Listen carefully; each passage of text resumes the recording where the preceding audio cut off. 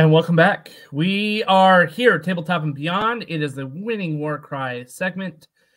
Dan, welcome to the show. Jason, welcome to the show. You're here. Yeah, good to be here. How's it going?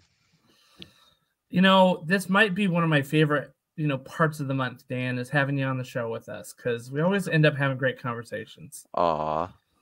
I see you put out a whole bunch of stuff on your show, right? Like you've got tons of analysis, and then I'm like, oh man, I can't wait to talk about that when we sit down and do the podcast. So it's always a good time. Yeah, I'm excited. We have a lot. We do. And from the title that folks have clicked on, you can see that we're going to be talking about events today because I think we've reached an interesting time in Warcry where we're looking at the game's expansion, right? Where it was kind of a niche thing for a really long time. The pandemic kind of kept it as a niche thing. But as soon as they came out with Warcry 2.0, and I think critically made the compendium and the core rules essentially free online, you opened up a much wider gaming base for this game. And the appetite for competitive Warcry seems to be growing quite a bit. And we have quite a few events that we can talk about. Dan, you had one just this last weekend, I think, right? Yep. Yep. So did we here in the Northern Virginia area. And I think they had one in Texas. And maybe I think you mentioned about one in Norway like 2 weeks ago or something like that. Yep. A few weeks ago. Yeah. So obviously we are all kind of prepping for the big tournament at Adepticon. So it's not a surprise that you tend to see a big flurry of activity in events. But this time a year ago, like we were lucky to have one event in like 3 months, let alone two on the same weekend and two big ones too, right? The relatively big local ones. Well, I remember before Adepticon, I don't think there were any events.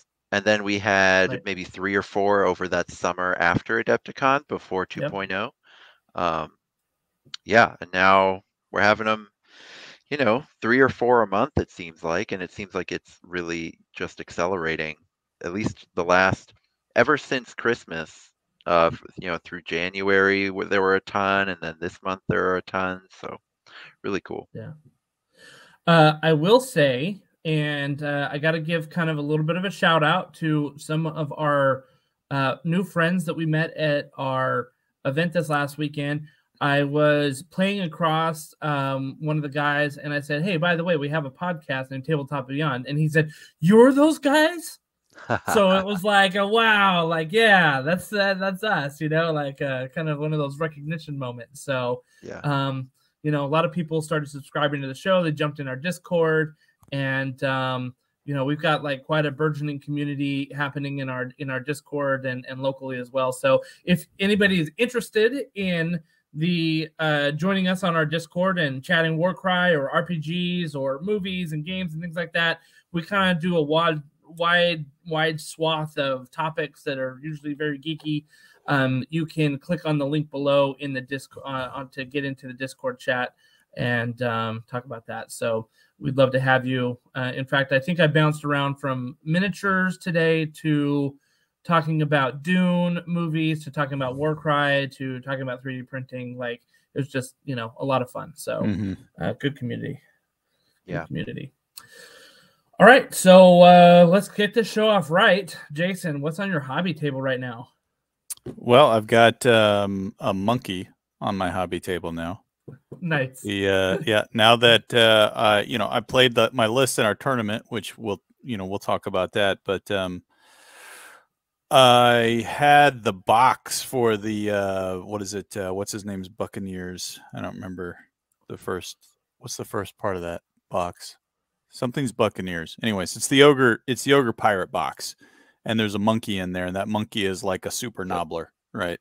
He's kind of got like one. I think he's got one extra attack, but he's got and one extra movement for like I think for 10 more points. And I had the points, so I'm gonna squeeze them in. So now I thought I was done. You always think you're done, right? You always think you're done, and now I gotta get a little monkey going. But actually, that's it. So I don't really have a lot on my table, and that I should be able to knock out in probably a day. He gets that extra attack from the knife in his tail. That's why. Yeah. That's funny. Yeah, I don't know. I thought I would.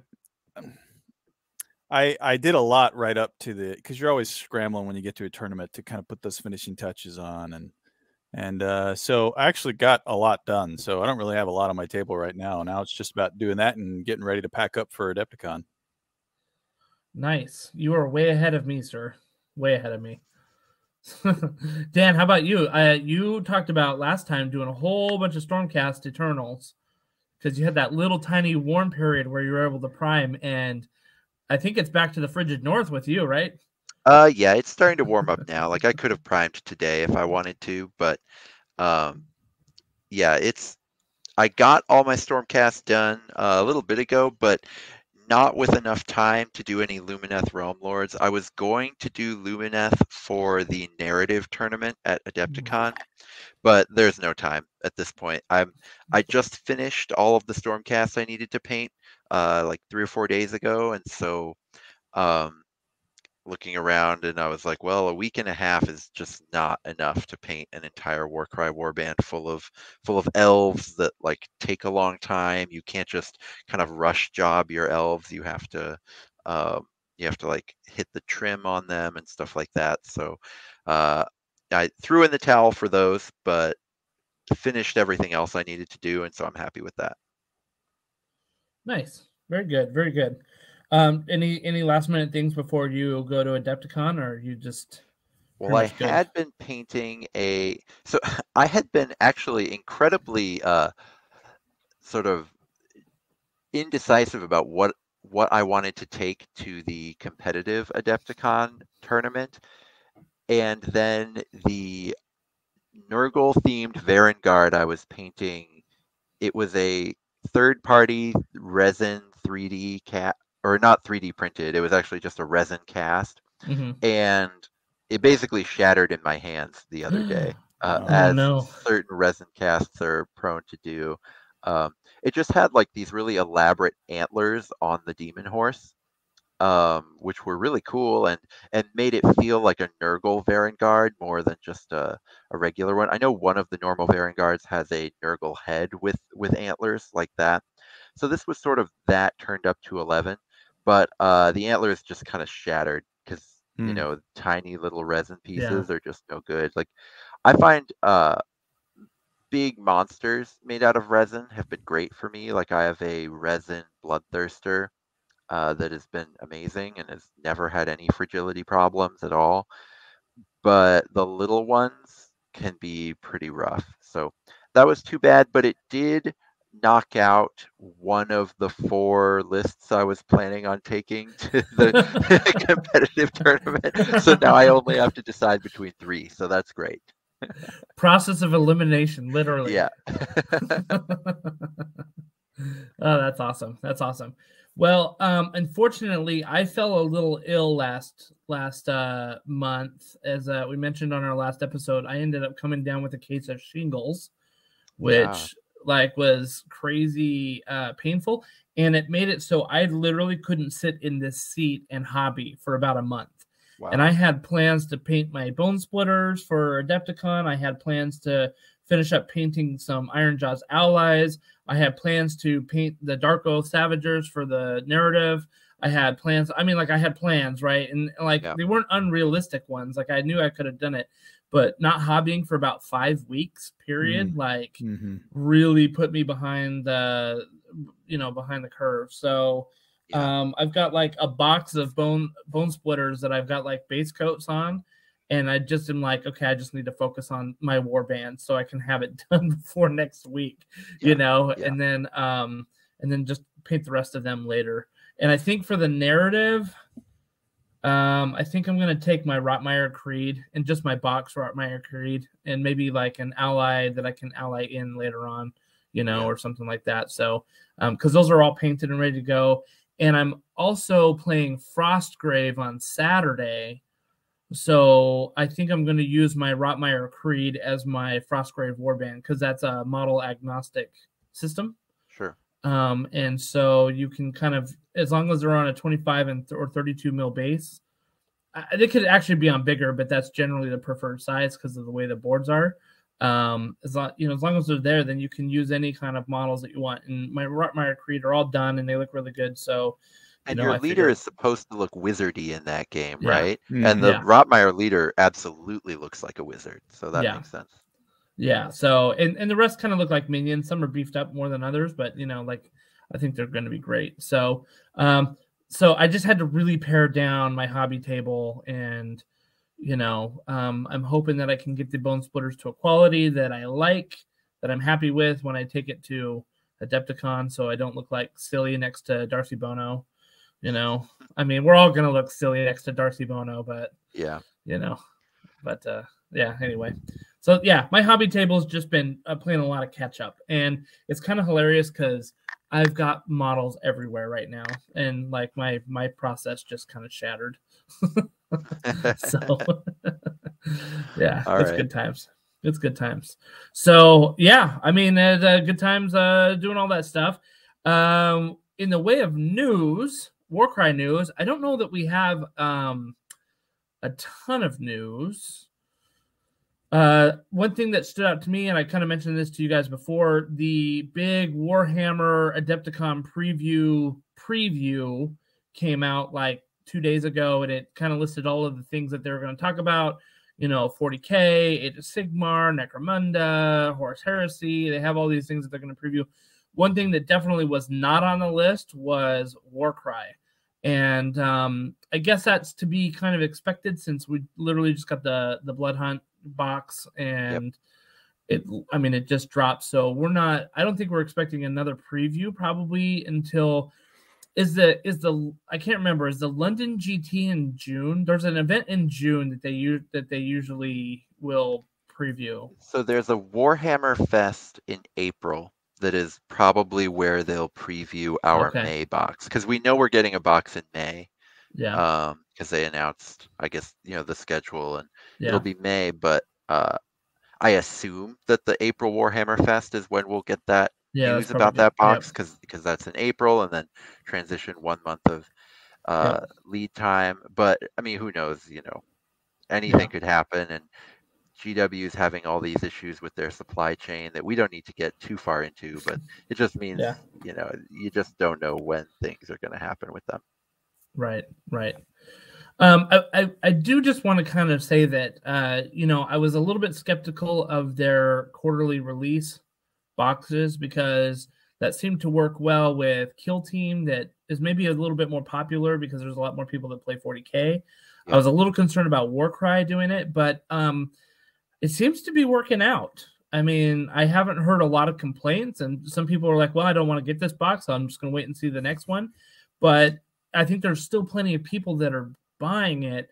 I've heard people like, oh, like the sales aren't going well for it, but that doesn't seem to be my impression at all. Did we have any Jade or Skinks at our tournament? We did not. I've had 2 Jade Obelisks show up. And that's it. Oh, and then this weekend we had some Askergan True Blades. People are calling them Wu Fang.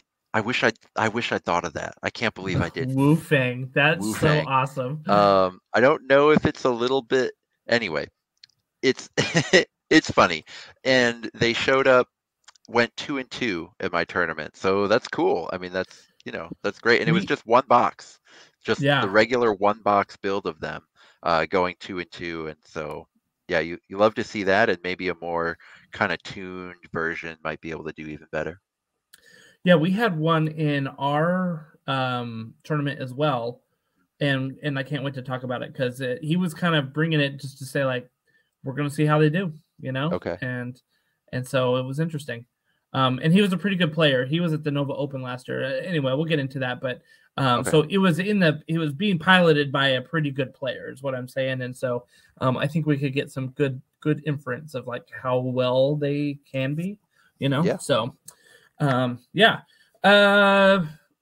otherwise, one thing that we did want to talk about, Dan and Jason, is this kind of White Dwarf creep that's sort of happening with narrative Warcry.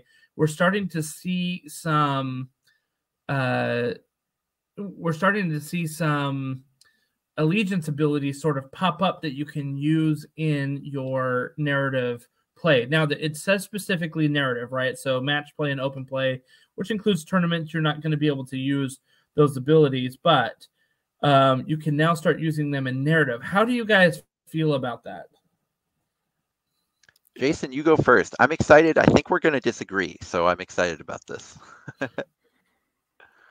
Are you asking the question, how do you feel about being able to use those abilities in narrative play specifically?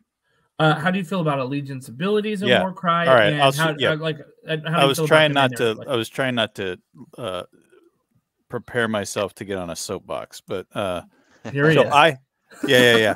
So no problem there. I think narrative is whatever you want to do. That's the fun behind narrative. Is like it's not really about the competitive win. It's about telling a fun story and playing games and just seeing what happens with the evolution of the thing. So throw a bunch of cool, weird candy stuff into the game and just have a good time. When it comes to competitive play, one of the things I've loved about Warcry is that I can play Warcry with a single 8.5 by 11 sheet of paper that has my stats on it, or actually two that has my stats on it, and one that has my main abilities, my doubles, my triples, my quads for my faction, and that's it. And that's all. I mean, when I move from table to table, I put my tiny little bits of miniatures in a little box, and I go to the next table and I get them back out, and I have a single sheet of paper with my pencil next to me. When I play AOS, I have like 3 books, and I've got bookmarks and sticky notes and Post-its, and I'm still trying to find the stuff, to do. And, and there's always those players that are like awesome, right? That don't never crack their book open unless you ask them, wait, what does that mean? Then they'll open the book. It's right here, but so I get a little worried when I see us adding additional stuff that requires additional reference material that you have to bring with you to play the game. Because I like the concept of a skirmish game being something that you can come to the table with a very small amount of augmenting materials to play the game with. So that's my thought. We'll see. A tiny little box with allegiance abilities, no problem. If it becomes a supplement that I have to carry with me to play that warband, then I start to get concerned. Your thoughts, Dan? Yeah, we don't actually disagree that much then. Okay. Because I agree. I don't want, even the White Dwarf bringing in various Bladeborn fighters. I wish those could just be all in one Tome of Champions. I would much rather have White Dwarf than nothing, though, so I don't complain about it, right? But with these allegiance abilities, I more see them as, is this a dry run for Warcry 3.0? Is this a rough draft? And so I really want to encourage people, if you have any IDK minis, if you have any Gloomspite Gits minis, try them out with this. Try a couple narrative games with these rules, and then email them. Email the FAQ email. They will never respond to you, but they will read it. That is something that we've kind of learned and confirmed with them. They do not respond, but they do read everything you send them. So I just want people to try them out, because just the fact that they didn't just do it once, they did it twice. When we only had one of these, it was like, oh, that's kind of cool. That's fun. I think they did the IDK one first. It was like, oh, sweet. And then they just came out with the Gloomspite, and it's like you start to see 2 points start to plot a line, And so if these are them making plans for allegiance abilities, I just want people to try them and, send GW your insight. I agree with you. I would hate to see more and more books for this. But if this turned out to be a little bit like the GA books from first edition, I prefer our current system of just having one compendium to the Grand Alliance books. But if it went back to the Grand Alliance books system, I wouldn't be super worried about that. And there was a lot of extra room in those books to do that. But I agree with you. It would be a total disaster if it was each faction had a pamphlet.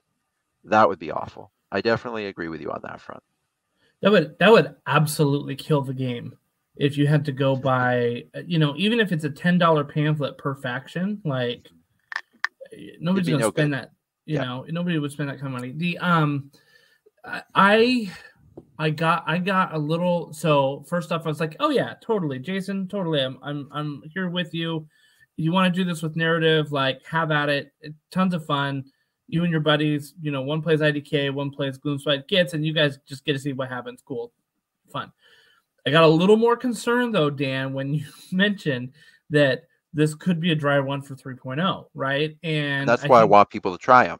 Yeah. And I worry that there might be some bloat that may be happening because of that, right? And if you think about the beauty of Warcry, you roll your priority dice, you choose you get your things, and then you figure out what kind of abilities you want. People already struggle balancing their abilities, right? Mm-hmm. There's usually like 6 to 8 abilities that you can use, sometimes 12, depending on the faction. And then we added a reaction, that you can use. And, you got your universal abilities, you got your universal reactions, you got your faction reaction, you got your faction abilities. And, like we say, if you want to play Warcry really well, pick 2 or 3 abilities that you're going to use and build your list around it, because there's just so many options, right? You start adding faction abilities on top of that, like now you're starting to see this skirmish game become an AOS light, and that worries me. I don't want this game to be akin to a 500-point AOS game, because I don't think it's good there. Like, I don't think AOS is good at 500 points. I don't think that Warcry would be good to take that place either, right? Like, keep that simplicity, because that simplicity is what makes this game really good, because it allows the strategy to shine as you play the game, Yeah. So I think go ahead. Go on, Jason. Yeah, I was just going to say, I think that I want to augment something I said earlier, right? One of the beauties of Warcry is that you can come to the table with a small amount of resources to play the game, which means that you can focus on the tactics of the actual game versus the rules to allow you to do well in the game. But that goes on the other side too. One of the things I always struggle with in AOS was my full-time job was not memorizing every single faction's book to know what all the possible things they could potentially bring against me at the table was, right? In Warcry, right before the game starts, right before we shake hands and say, hey, let's have a fun time, I can just say, hey, tell me about your big guys. What's their main ability? Okay, cool. Got it. And then you can play the game.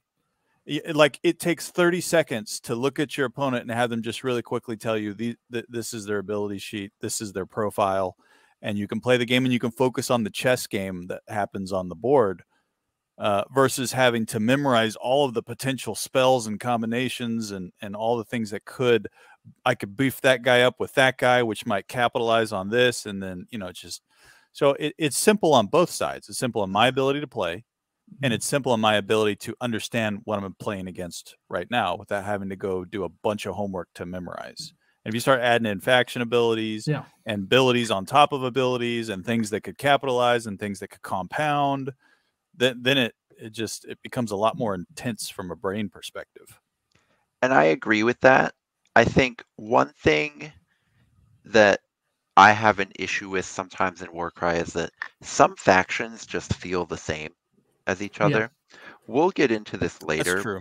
But every dwarf, like Fire Slayers and Dispossessed, if you play Cities of Sigmar but for the dwarves, Fire Slayers and Dispossessed are the same faction. It's just one is naked and the other's not, but they actually have basically the same stats, right? Yeah. It's just like, do you want your dwarves to be Lord of the Rings themed, or do you want them to be Naked Fire themed? And so I think if we're going to drill down into the actual allegiance abilities they gave us, they're too complicated, right? The Gloomspite Gets one is like, you roll a dice and 3 of the possible faces on the dice massively favor you, 2 really screw you over, and then 1 is like just kind of a twist that doesn't really favor either player. that is way too much, right? But if the faction abilities, let's say there was like 2 of them and you choose one of the 2 and it's each one is like the size of a, you know, it's a blurb the size of a reaction, Mm-hmm. you know, something like that. You could have something like that that wouldn't really add to the bloat if it could fit on that same piece of paper, right? Like that same just box table.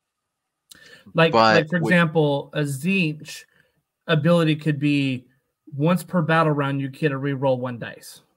something like that, yeah, and that would 'Cause be it's a a Lord lot of the like Change, cheaty right? dice from AOS, Yeah. but shrunk into Warcry. That's a great example. Yeah. And so then that would make 2 very similar factions, right? Dispossessed and Fire Slayers that play exactly the same. They could just have really different allegiance abilities, and that would make them play differently. Right now, they have 2 very different reactions, which gives them a little bit of different play, but like counter is better than those reactions anyway, so you just use counter. Yeah. So in that case, the reaction isn't doing what it's supposed to. I 4 months ago, I hated reactions. I thought they were terrible. I'm kind of coming around on them now. I wouldn't cry if they left when we go to 3.0, but I don't hate them anymore. But I think an allegiance ability that was really simple like that could be valuable. Interesting. I was really worried about reactions. I'm actually a big fan of reactions now. I think I was worried about how they were going to implement them. And maybe I'm saying this to lead into that. I might give GW a little bit of credit. I was really worried about reactions. Really? And then when the further rule clarification came out on this is how reactions will be used, and I started playing with them, I realized, okay, it doesn't feel like it's imbalanced the game. Even though some factions have reactions that are better than others, they're extremely situational. They take one of your activations or one of your actions in your activation to use. Mm-hmm. So there was a cost to it, but it also allowed you to kind of continue to respond and play even on your opponent's turn. So I don't know, maybe they're trying this out, like you're kind of saying, Dan. They're trying this out with 2 allegiance abilities that they've got out there now, and they'll get some feedback and they'll figure out what to do with it. But you got a point. It might be a dry run for what's coming. If they replaced the allegiance ability with or if they replaced reactions with allegiance ability, I wouldn't be super sad. I mean, yeah, I'm okay with reactions. I'm not saying that they're terrible or anything like that, but like if they wanted to basically say like we're going to take reactions a step further and make it an allegiance ability, I could see that. I see you know what I mean? Yeah. Like sure.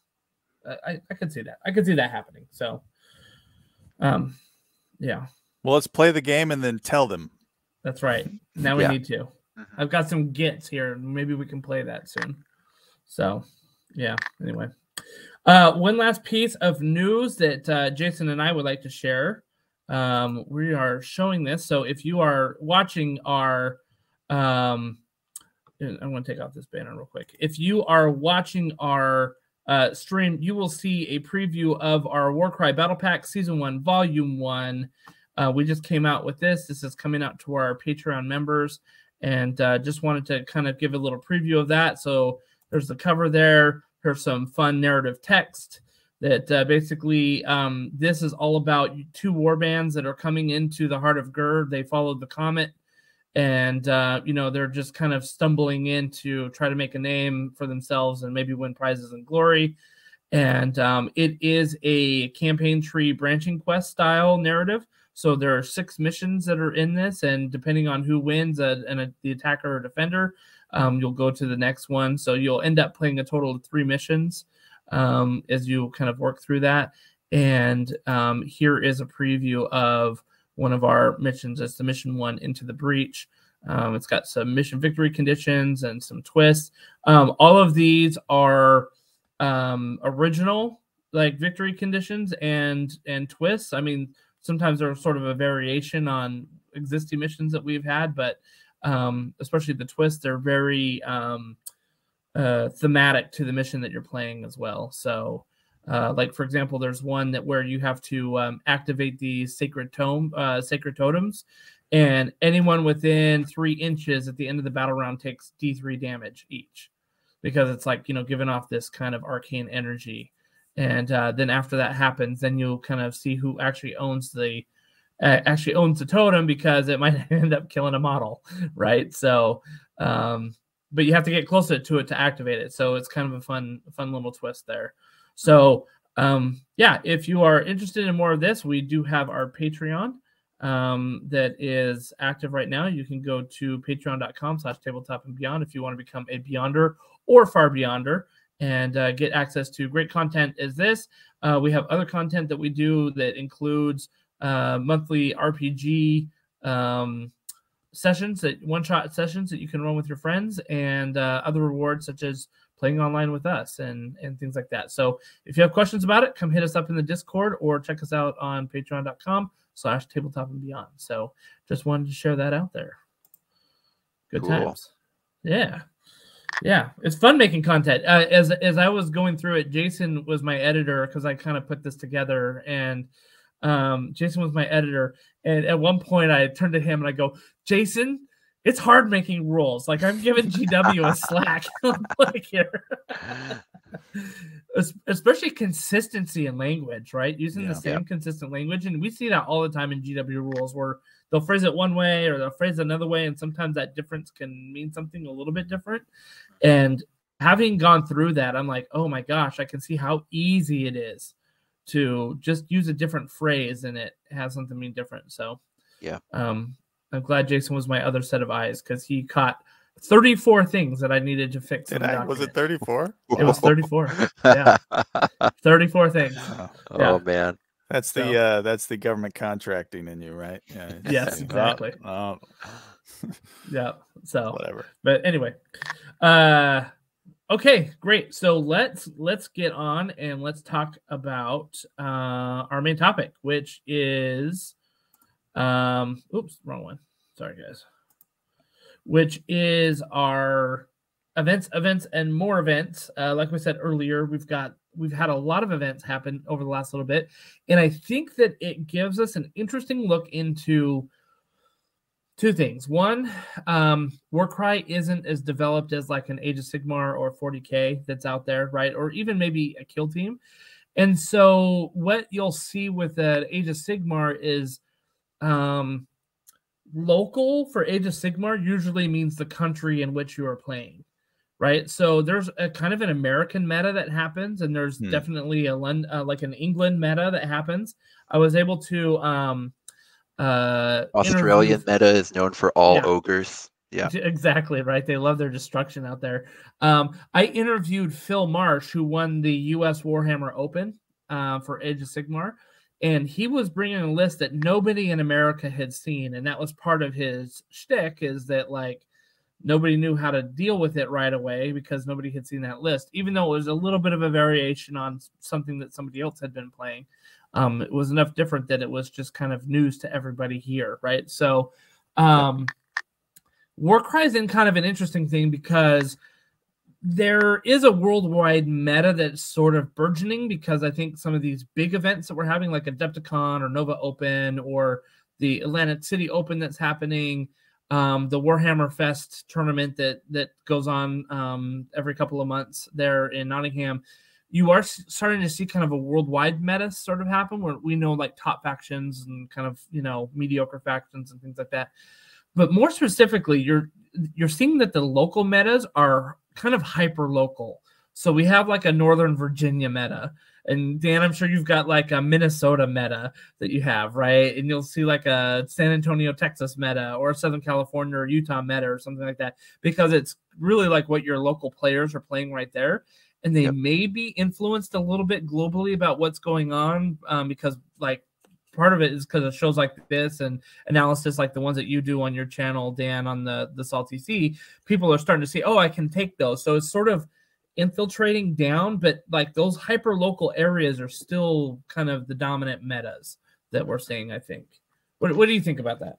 Yeah, and there's things that everyone knows are powerful, but there's too many of them for just one meta of 25 people, maybe 10 to 15 of which will show up on a given weekend. There's too many of those things for all of those people to be playing them, and in every single meta for all of them to be getting played. So like what you said, something that's becoming kind of a hallmark in upper Midwest meta, for example, is Annihilator Prime allies.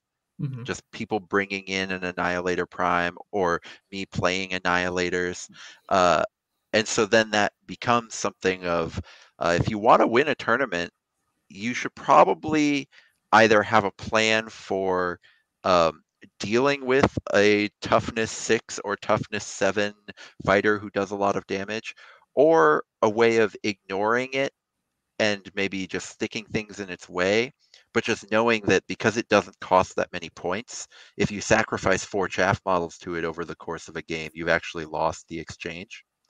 And so that's part of what makes the Annihilator Prime good, right? But there's plenty of other really powerful things that haven't really made their way to the upper Midwest. Like we're not seeing a lot of like Soulblight Gravelords with tons of Graveguard everywhere. People just don't seem to really be playing that around here, which is not that anyone around here says it's bad. It's just no one's really doing it. Yeah. How about you guys? Are there any things that you guys all know are really good that just nobody's really playing around where you are?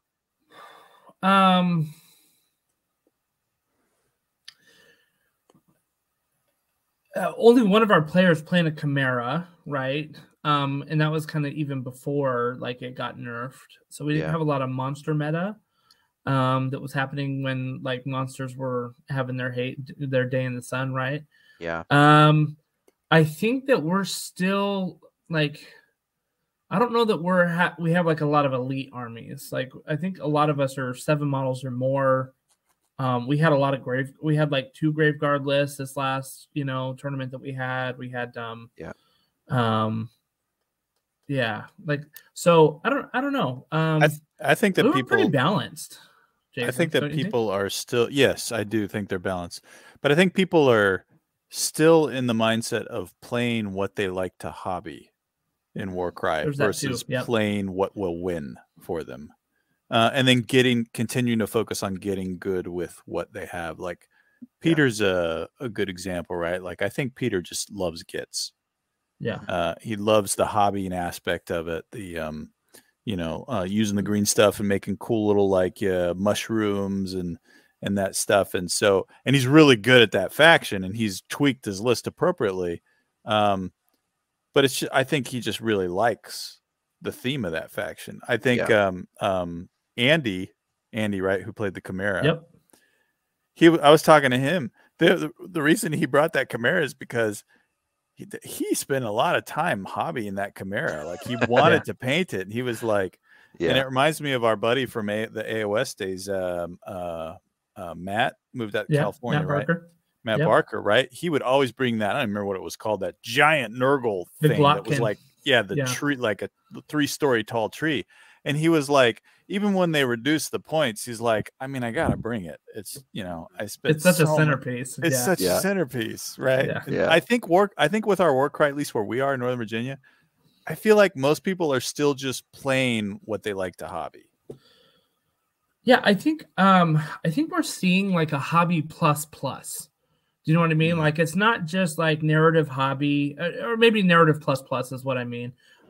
Where it is very like we have some people that are very competitive, and they shown like in this last weekend, and we'll go over some of their lists. And then we had some people who like they played narrative mostly in their group, and they ended up like several other guys ended up in the bottom spots, but they will be the first to admit that they didn't bring optimized lists, right? They brought a list to have a great time at a tournament, right? And what's interesting is you'll have those players in Age of Sigmar, right? You have those players that will bring a list that they want to have fun with, and they just hope that they lose 2 games straight out of the bat so they can go have a ton of fun in the bottom tables. Yeah. But the thing is because Age of Sigmar is so big, like the Las Vegas Open had over 300 people play Age of Sigmar, which is so huge. I mean, it's like when we were there last time in 2020, Jason, it was 170 or like 160. It was like double. That still the felt amount. huge. Yeah, so it's double the amount that they had. And so the thing is, though, is with that many people, you don't see the results of the people that want to just have a good hobby time and narrative, kind of almost play a narrative style tournament, even though it's a grand tournament, right? Like they just want to have fun with the faction that they play. They just want to have fun with the models that they painted, and they're just there to roll dice, right? What you do see often in the 40K and in the Age of Sigmar ones is, you know, who made the top 8, what like super min max list are they running, you know, like what's the big hotness right now that's going on.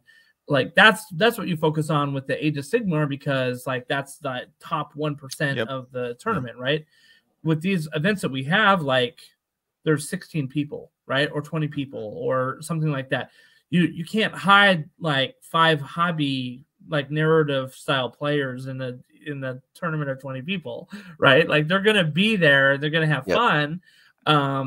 But you know, they're like their lists are gonna show up. And so it's a little hard to say like, oh, this is the meta, because again, it's like narrative plus, right? Because the plus is you have some guys that are literally like coming down to like, if I can squeeze in 5 more points, that will give me another model that will, you know, let me do this. And they're really optimizing their lists for that competitive. So you kind of have a broader stroke. And I think this was very true at the Nova Open last year too, right? You had guys that were there to play competitively for the GT, and you had guys that are there that were just like, hey, this is like, I've got my Untamed Beast straight out of the box that I'm going to play, and it's going to be. We had Martin Orlando, professional painter, who nearly won the best painted AOS thing in one of the AOS tournaments, show up at one of the narrative Warcry games because he was like, here are my Lumineth that aren't good enough in AOS to make my army.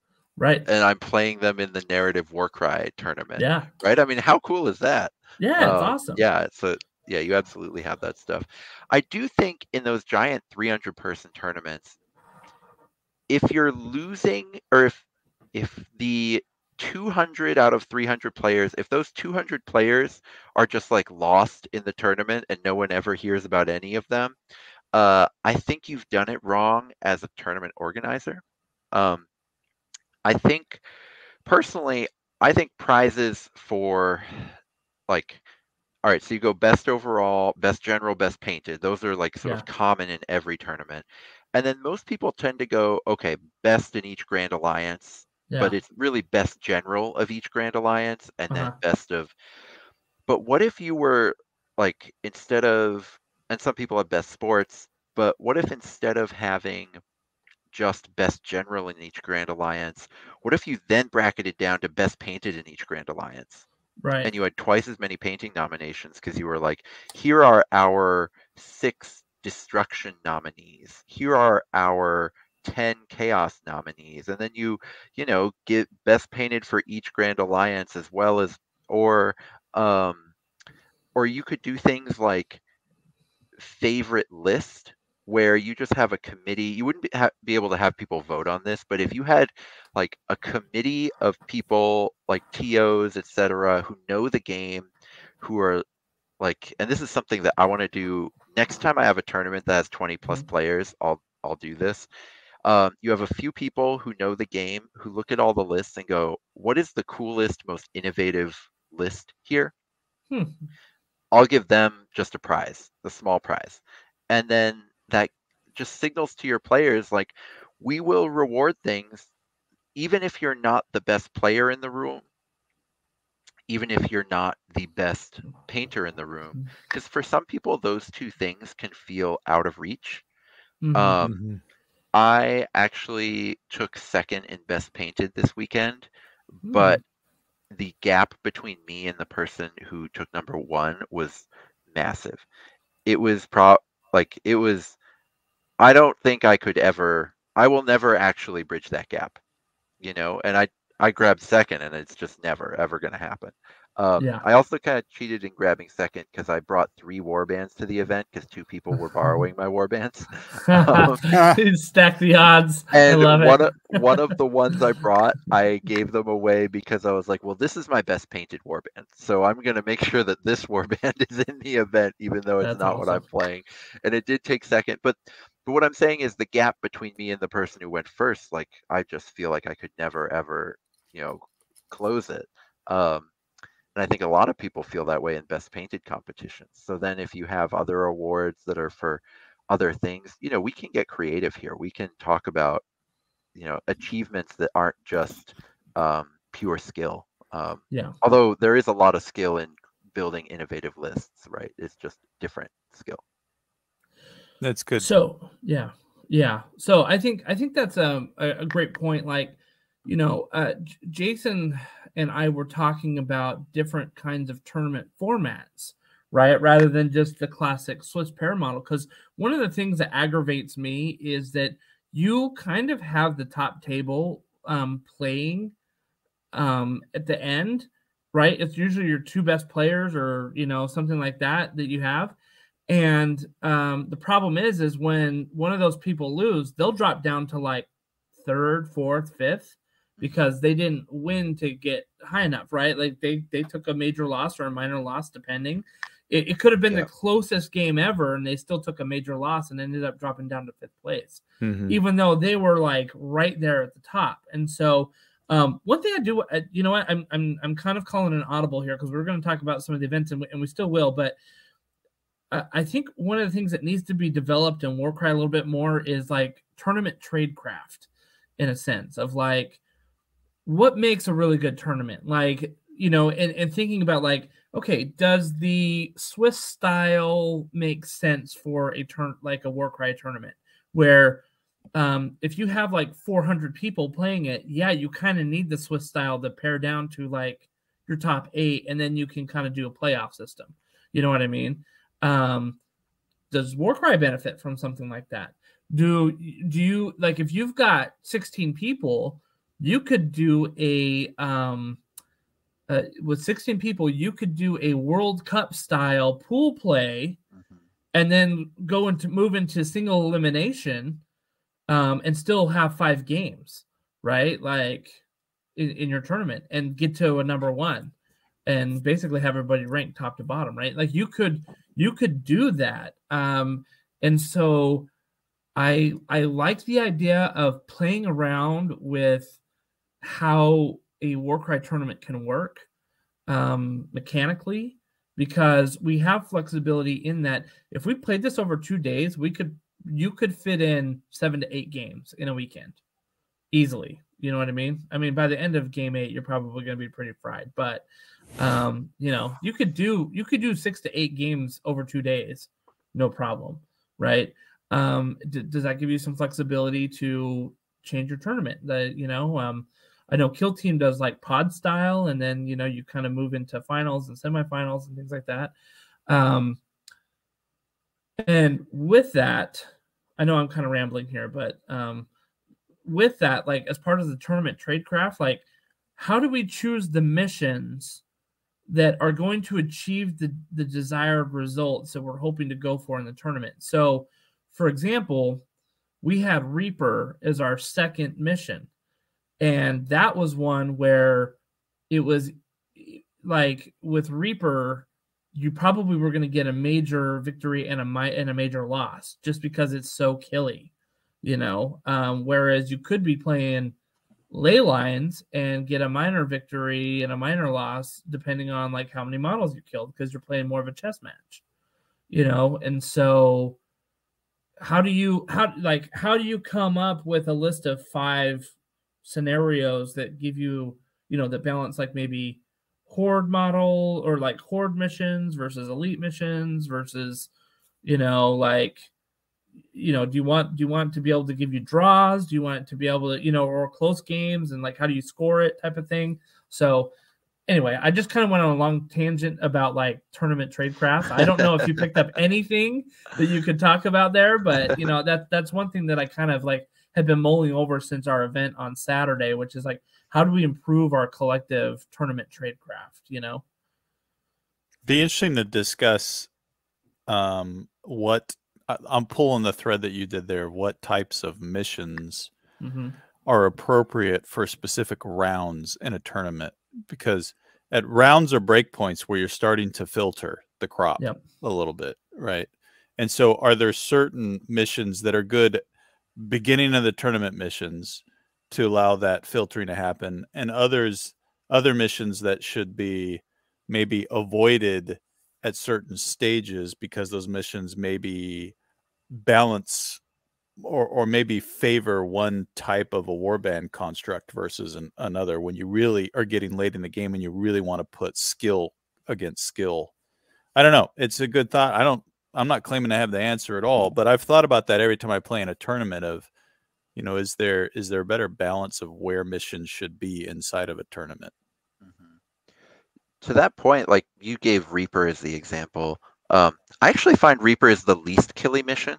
I find it's always a major or minor win, often actually a draw, but the win is always either major or minor major for me. Whoever wins it, they always get major, because if you're playing it right, you should only lose 1 or 2 models the whole time, because the key to Reaper is running away. And then like the objective ones, it's like, well, you have to go to the objective, and then once you get there, it's like, well, we got a big fight on our hands, right? So I find a lot of minors on the objective missions. At least when I play really dominant objective mission warbands, like if you play Nurgle Demons on an objective mission, it's like you're like guaranteed to win, but it's trivial for them to beat you or to get the minor, because it's like there's no possible way they can win on points, but they are just slaughtering your chaff, right? That can often happen to me. But I think for that reason, right, like Reaper is a great middle of the tournament mission, where I wouldn't want to start a tournament just sorting out, hey, everyone who has long range, either 10-inch flyer or shooting, all of those people, you're the only ones allowed in the winner's bracket. Everyone else is not allowed. right? And that can kind of be what Reaper is sometimes.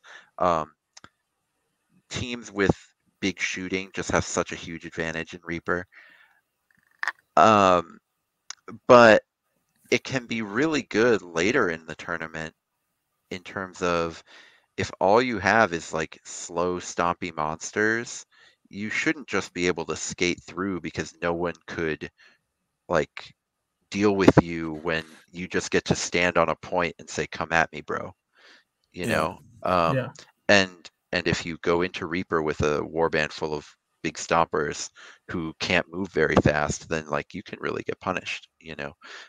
So because like they only have to kill one of your guys and just keep running away from you, and it's like every turn they just whittle away one of them, and then eventually in round 3 they take it down and all run away, and then you can't catch them in round 4. So yeah, I like Reaper as a middle one, but I don't know exactly what is my ideal starting mission. I'm not sure. I don't know either. You know, and it just made me think about like, how can we, as the excitement about events happens with Warcry, how can we improve our tournament tradecraft? And honestly, I really was thinking that we need to revamp our pointing system. As easy as it is, right? Like the major minor draw, like that type of thing. I saw some really amazing games that happened where like a person lost by literally 1 victory point. Oh, what was our first one that we did, Jason? Supremacy. We're playing Supremacy out of the Rumble pack. And you got, you know, points for holding 2, holding 3, holding more. Okay. Which I actually really liked that mission. I thought that was a lot of fun. But we had some games that were like 16-14 at the end, or like 18-20, right? Super tight games. But with the way that it ended, it was a major victory, major loss. You know, and I didn't feel that outcome effectively represented the amount of blood, sweat, and tears that happened in that game. Well, you know what yeah, I mean? so I think that two thoughts. One, not going to open it up for discussion, but would be curious, or maybe be curious to think, do you want missions early on in a tournament that are more driven towards major victories and major losses versus minor victories and minor losses? Where do you want to have more of those in the tournament? But the second thing is, I think the definition of major loss and minor loss needs to be mission specific. Because a lot of times we say, if you've killed more than half of your opponent's warbands and you win, major victory. Or however it is, right? If you've lost more than half of your warband and you lost, major loss. I don't think that's appropriate. And a good example is what happened with Supremacy, where you're playing the objective. You're not playing the model count game. It's like, it's round 4. I'll sacrifice all my models to get that one, to get to that one extra point, right? But because of how major and minor was defined for the tournament, you could get a 18-16, which is a very close game, but it's a very large delta in major loss and minor. So I think that AOS did this. I've played tournaments with AOS where your major loss and your minor loss was driven by the round. There were round definitions on what a major loss and a minor loss was. That was based on the mission. Well, if you look at most of the AOS tournaments that are happening right now, it's really interesting because we've had James O'Brien on the podcast before, and he's kind of become GW's Mr. Age of Sigmar in America here. And one of the things which is funny because he's from the UK. He's from the UK, yeah, exactly. He's Mr. America GW. But one of the things that he talked about in there was that, or the one of the things that they have done with the US Open Series is that the tournament points, for example, if you score, let's say that you score 5 victory points or like 20 victory points at the end, and I scored like 17 or something like that, that differential would give you a point differential on your battle points that would go into that round, right? And so, like if you destroyed them, you won 20-0. But if it was a really close game, it'd be 11-9 or something like that. I've played tournaments that he set up where he's done that before, and I always felt that was a lot more fair than just on an objective-based game based on how many models were killed. Yeah. So, but we're trying to keep Warcry simple too, right? So, one thing I do like is, once you've played a few of these tournaments, you actually start to realize that it can behoove you to ignore the mission at certain times if you know you can't win. I still think back, Jason, to that game we had at Nova where it was round 3 and you were like, okay, I'm dedicating round 4 to killing as many of your dwarves as possible because I'm salvaging some points out of this because I'm not going to catch that guy with the treasure. And I think most people wouldn't think to do that. I think most people would have thrown all of their people at the treasure carrier, right? And you had some 6-inch move guys who maybe could have gotten up really close to him and then, eventually failed to kill him. And and you could have fooled yourself into thinking that like you had a chance. Like you probably could have put 6 or 8 damage on him out of his 20 health. And I think most players would have tried to chase him down. And that would have been a huge mistake. And so you got 5 points there where most players would not have. And so I kind of do like that. I do think that tests a certain level of skill of can you figure out that you're going to win or lose the game at the beginning of round 4 and change your priorities. But I agree with the general point that sometimes it feels bad to have a game that was just so close that ends up being 20 one way, 5 or 0 the other. Can be pretty brutal. I actually had one of those this weekend where I won by what was it? I won by 2 points, but our scores were in the high 30s. Wow. And it was like, and then it ended up being a major victory for me because he didn't take down a single fighter, but he wasn't trying to. He was trying to win on points, right? And so that does feel a little anticlimactic for sure. Yeah, definitely. So the thing I want to like really stress though with tournament craft, I do think it's So it's really easy to, I think, overthink it as a tournament director because you want people to have the best time possible, right? And I do think this stuff matters. I do think the perfect tournament exists out there and we can keep hunting to find it. But the most important thing is just like engaging with your players and trying to make sure everyone has a good time. And if you can do that, then you're doing great, right? Like, to me, the sign of a good 4-round Warcry tournament is everyone who went 1 and 3 had a great time. Yeah. And if you can make that happen, if you can sort of do things to help them have a good time, then I think it's great. Yeah. Totally. Yeah. Yeah, we gave our I think we're seeing a lot of that with prizes that aren't just first, second, and third place. We're giving out typically, best general, which doesn't have to be, best general, best, first and second, best general, painted, and then typically there's, some other random one that's there. I think even in this last one, we gave the guy in the bottom tier, we were like, well, looks like you need better dice. So we gave him a set of Tabletop and Beyond dice. That's a great, that's a really funny gag gift. Yeah. Oh, man, but that's it's like, so hey, good. man, I wish I'd thought of that. Dice, Yeah, because the Smoking Boots Award. Yeah. Right? Because he's just, he lost all 4 of his games. And we'll talk about his list because it was kind of hilarious. But, he was like, we're trying it out. Like, he's playing it the first time, ever. Yeah. So we're running out of time. Let's get to these lists. Let's do it. Do you want to start with your event, Dan? Sure. I don't know what you have pulled up. We can start with ours either. Nope, it doesn't matter to me. I can start with my event. That's fine. There we go.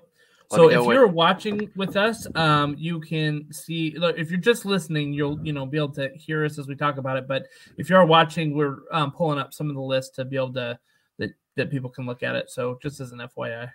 Yep.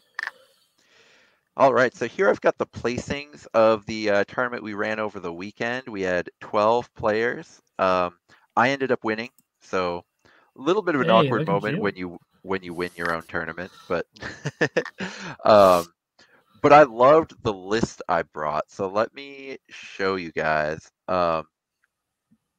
So I call this list Thick Boy Cardio because the Annihilators are the thickest models you will ever see. So it's all Annihilators. And then they're super slow, right? So then I just have 2 wizards to give them speed buffs.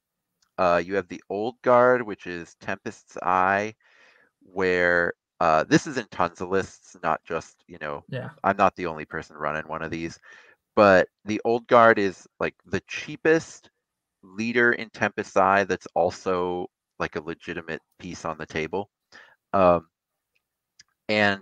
it can cast Swift as the Wind to give plus half the value of the dice. So 1 + 1 + 2 or +3 movement to all these Annihilators.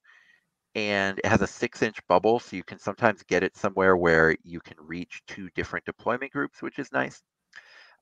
And then Calthea Zandire is a new Underworlds fighter. Not that new. She was in Harrowdeep, so maybe about a year old, I think, maybe a little more. But with the FAQ saying that you can take these, I tried it out. She's got the ability Coordinated Strike that is the same as the Lord Imperator, where half the dice value, so again, 1, 2, or 3, depending on your roll, that many visible friendly fighters within 6 inches of you get to make a bonus move or a bonus attack. So this is really good at the start of the game in round 1 to get your Annihilators out of their deployment zone. And then it's also really good late in the game as in a way that other movement abilities aren't, right? Because you've already gotten to the spot. But late in the game, it stops being just a movement ability and you start attacking with it. Yeah. What is it? Is it a triple? It's a triple. Yeah. So whatever your highest double is, you just add your 1 wild dice every round to your highest double, and there you go. Man, that's so good. I've been really impressed. That's so good. I was not so sure how well this list would do. And it's not like I blew people off the board. 2 of my games were extremely close. In fact, one was so close that it was a draw, if you saw that. But yeah, it's my second game was a draw with the other person who ended up also going undefeated. And so there are a lot of close games that can happen, but the sheer fighting power of all those annihilators is just absolutely terrifying. Yeah. Also, a little pet peeve of mine. People talk about T-Whip all the time, tournament in winning position, where you go undefeated over the first 3 rounds. It's such a BS stat. People do it to like measure these are the factions that are actually good, not just like based on win rate. And people just do it to insult people who get submarine 4-1s, submarine 3-1s. The 2 closest rounds I had this tournament were in round 1 and 2. Yeah. Those were the 2 best lists I played against. And guess what? It was against this Fire Slayers list. They won every other game where they weren't playing against me. And it was against this Dark Oath list where, you know, she won every game where she wasn't playing against me. Though, you know, somehow I went through this tournament. I played the 2nd, 3rd, 4th, and 5th ranked players in the tournament, and I didn't actually get to play anyone lower than that. But I feel pretty good about that part.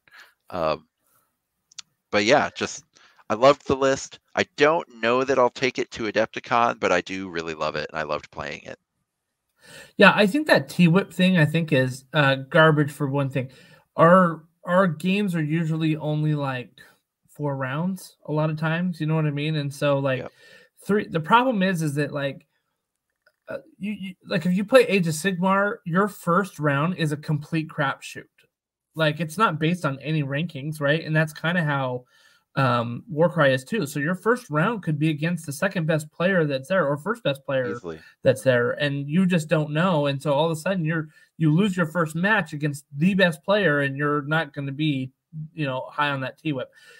There's just too much variety in rounds 1 and 2. I would say 3 and 4 things are starting to settle out a little bit more, right? Because you're starting to get into definitely your brackets of winners and losers. But rounds 1 and 2, like it's still a crapshoot. Yeah. So, yeah. Anyway, cool. So you won with the Annihilators. I'm looking right now. I've got 3 shield guys, so I need to go out and get 2 Grand Hammers. And that Calthea Zandira, I've got to look for her box too, because she's that amazing. Ability is incredible. Yeah. So let's go to the person who came second was Emily Ott on Dark Oath Savagers plus the Godsworn Hunt. Now I don't have the exact list in front of me. Yeah, Dark Oath plus Thedra's, which is Godsworn Hunt. It's Kagra's Ravagers and Thedra's Godsworn Hunt. But the list is cool because Thedra has an ability called Enfeeble, where you get to reduce one fighter's toughness by like a whole bunch. And I think that was really effective in this metagame because a lot of people like to play, you know, some high armor warbands.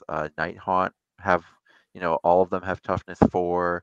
Slaves to Darkness, all of them have, you know, toughness pretty high, other than the Marauders, but all the rest of them have really high toughness.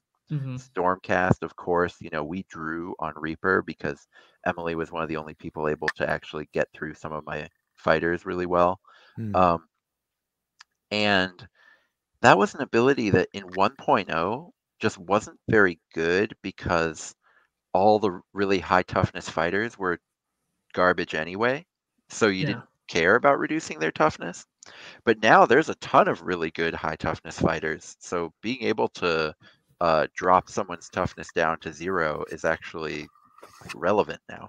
Yeah. In 1.0, it seemed like a lot of the fighters were based, like their points value was based off of toughness and movement too. But toughness seemed to play a bigger factor than it did in 2.0. And so I think some of those garbage fighters got better because they got points increased because they were super slow and they kept their toughness up, right? So Yeah. they got better. Yeah, in 1.0 you wanted really low toughness, lots of low strength attacks and really fast. And it was like all of those warbands were ridiculous. So like all of the giant rats in Skaven, and you could like rush someone with, 4 giant rats, then you'd actually kill them with just giant rats because it was like these 35-point super fast little rats that all their attacks are worthless, but you just get so many of them that it doesn't matter. Yeah.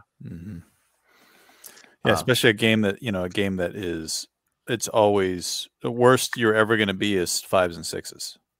Yeah. Regardless of a modification to toughness, or the best you'll ever be is 3+, right? Yeah. So I think that them dropping the points on high toughness models was definitely an improvement to the game. You see, in the top 4 of our tournament, there's a mostly toughness 6 and 7 warband. There's a mostly toughness 4 warband in the Darkoath Savagers. Fire Slayers was split. Some were 4, some were 5. And then Matt Edson was on Lumineth Realm Lords, and those were all toughness 3. And a few 4, but some 3. So, just a wide range of different toughnesses here at the top of this tournament. So that's a good thing. And then the last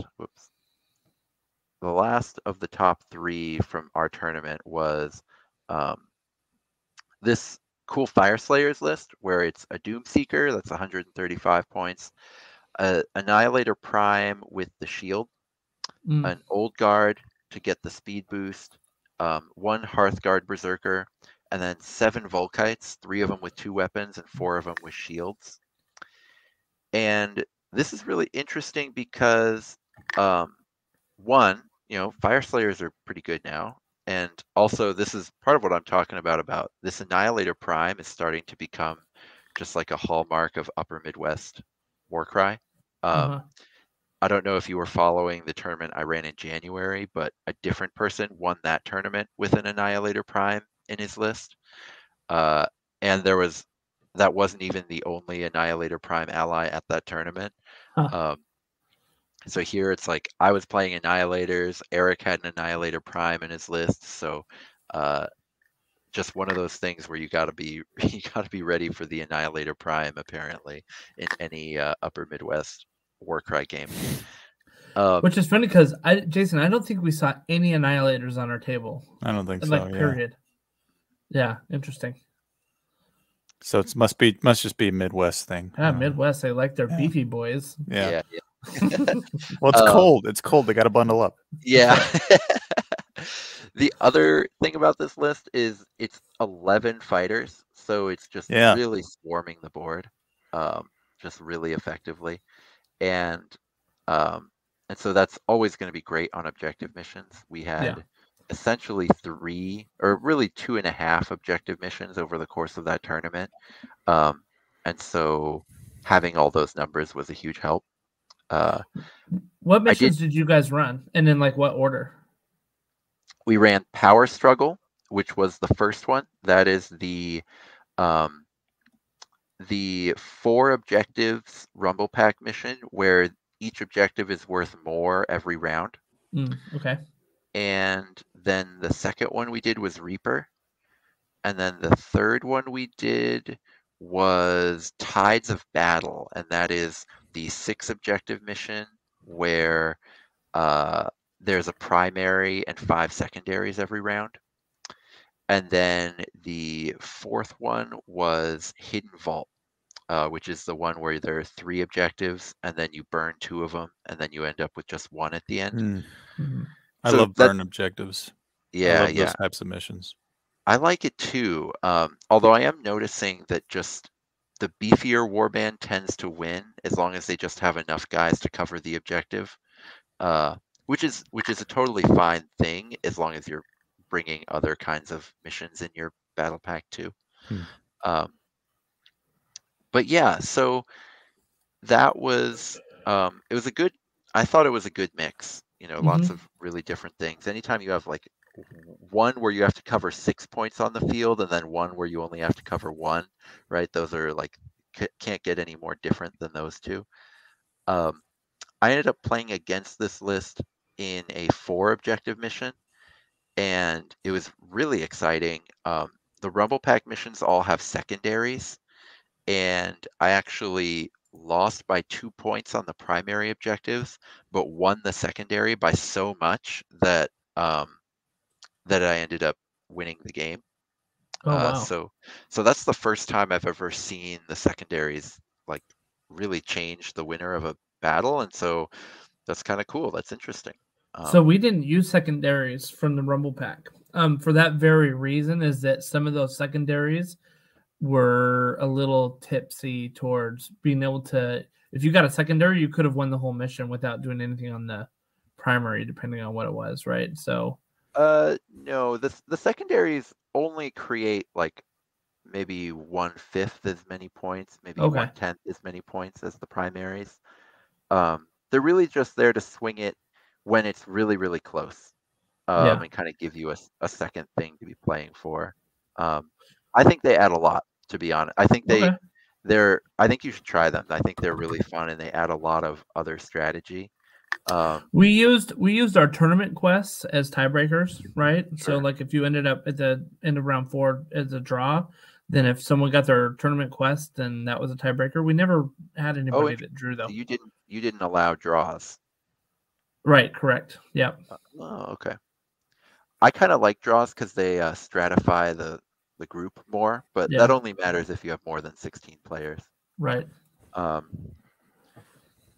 Yeah, so but I do like secondaries giving you an extra something to think about, especially because the Rumble Pack missions otherwise just the only valid option in the Rumble Pack is just to swarm with as many bodies as you can. Playing any fewer than 14 fighters, if there's no secondaries and you have fewer than 14 guys, you're committing malpractice if it's only Rumble Pack. So I don't think that's very compelling gameplay. So adding the secondaries makes you like think about other things as well, which I like. Okay. But like both of us in our tournaments mixed Rumble Pack with Core Book, which also does its own work to stop people from just flooding 14, 15 fighters, because there's some Core Book missions where if all you have are chaff models, you can't win. So right. But this list from Eric is a really good board flood warband that can win Core Book missions as well, because he's got, the Doomseeker can get some real damage in, the Annihilator Prime can get some real damage in, the Hearthguard can get some damage in, and then all those Volkites with shields, the 4 of them, just a 65-point fighter with toughness 5, so they're just really good at countering. I had one where I attacked one of his guys. I had strength 5, so I wasn't too worried about it, but I rolled 2 1s and a 3. And it was like, oh my God. Yeah, nice. And he had said, I'm countering. So I ended up doing 0 damage and taking 5, which is just completely awful. Yeah. But that, that can happen. Counter is really good. If you build a warband that's built just to do counter, you can win a lot of games. I haven't seen anyone really build OCR Bone Reapers, which is, I think, the best faction at doing that. But you could do it, and it would be really good. And Eric succeeded a whole bunch of times with this. There was in the 6 objective mission, I think he only got 1 kill, but he won the mission because he was just like, I'm going to stand on all these objectives and counter you every time. And it got to where his opponent couldn't attack him because it's like, well, you'll kill it. Yeah. Yeah, you'll kill it when I attack you. That's too funny. That's way too funny. So, really cool. Let's get to really your good. tournament. Yeah, so we don't need to go through all of the stuff. I do want to give an honorable mention to our guy at the very end. So like you can roll down to him, Vincent Verado. If you want to pull up his list, you'll see why he ended up getting last place. I love you, Vincent, by the way. I know you're listening to us. Yeah. So he was Siege Arcanites. He had 4 models. Yep. one Zangor Skyfire, one Skyfire Aviarch, one Zangor Shaman, and another Zangor Skyfire. He would have done amazing if he could just roll sixes, right? Like, like if he just critted everything, then he would have done like amazing with it. But the fact is that if you could close the distance with these Zangors, the Skyfires, and the Aviarch, if you could close the distance and get within 3 inches of them, they're really hurting because he had to then move to be able to shoot you because they have a 3 to 15 range or something like that, right? Yep. So he had to move to shoot you, and then it was only rolling 2 dice. So I was like, dude, it's like even if you get a crit and another hit, like my dudes are still going to be ticking because you're not doing more than 15 damage against these guys a turn, essentially, you know? Yeah. So. And it's like you'll get to every objective you want to because everything here flies, but it's going to be pretty tough to win any of those objectives, right? Yeah. Because you only have 4 guys. And he struggled. So we had 3 here. Actually, let me tell you real quick what our missions were. The first one was Supremacy from the Rumble Pack. That has 6 objectives in there. And you get 2 victory points for if you hold 2, 2 victory points if you hold 3, 2 victory points if you hold more, right? So you can get a maximum of 6 victory points each round, depending on what you do. 4 models there is not great because you literally have to hold 4 objectives to be able to get the maximum points with 1 model on each objective, right? So it wasn't. I played him the very first round, and it wasn't pretty. But when I asked him, I said, "What, like, why did you come up with this list?" He's like, "I'd never played these before. I had these models. I just wanted to try it out and see what it looked like." So he had a really good attitude about the day. You know what I mean? Because he knew that it just wasn't probably going to go his way. But I mean, they were beautifully painted, and he had a good time playing with his models. So cool. Sorry, let me just talk about the missions again that we had. So we did Reaper number 2, as well, and then mission 3 we did Season Control. This is from the Rumble Pack as well. So there's 4 objectives that are kind of like 5 inches out from the center and then 5 inches away from the midline, right? So this way and then this way kind of thing. And you get 1 victory point for each objective that you control. And if you hold all 4 at the end of the battle run, you get 10. Yep. So we had that one. And then the last one was Ley Lines 2.0, right? So. Oh, yeah. Yeah. So you had kind of an all objective mission tournament. Except for Reaper. Yep. Oh, yeah. So 3 objective missions, but like pure objective missions where I kind of had two pure objective missions and then 1 kind of, right? Yeah. Kind of objective. Okay. Yeah. Interesting. So, yeah. But again, this goes back to the tournament craft that I think we beat beat to a bloody pulp in earlier. But what balance do you want? Do you want to have like objectives and non-objectives? I think you got to think about that if you want to put together a really competitive tournament, right? If you want to just have fun, I don't know that it matters what missions you pick. But anyway. I do think the person who won your tournament, if you were going to pick a faction to win 3 objective missions and then Reaper, where it's all about hitting your opponent from long range, and that's the only thing that matters. Caradron Overlords is literally the warband to try to do that. We're seeing, it looks like 11 models here, so you're going to be doing great on objective missions. And then you've got the Mizzen Master and the Company Captain plus 2 Thunderers combo, which is pretty insane. This is really similar to a list that went 3-1 in my January tournament. Okay. Yeah, and it's really powerful. I think KO it might have been the strongest faction that didn't get nerfed. Right. Just because somehow they came out in 2.0 post shooting nerf stronger. You know what I mean? Which is weird because in 1.0 I don't think that they were that good.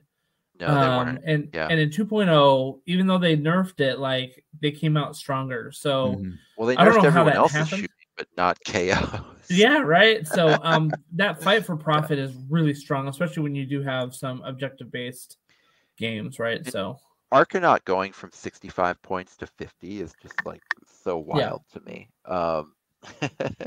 Just really hard to understand. But yeah, they're really amazing. I played a ton of Arcanauts at Nova Open, and just the versatility of, you have 12 wounds on 50 points. So yeah, it's only toughness 3. They can do a lot of damage to them, but it's still 12, and you only paid 50 points for it.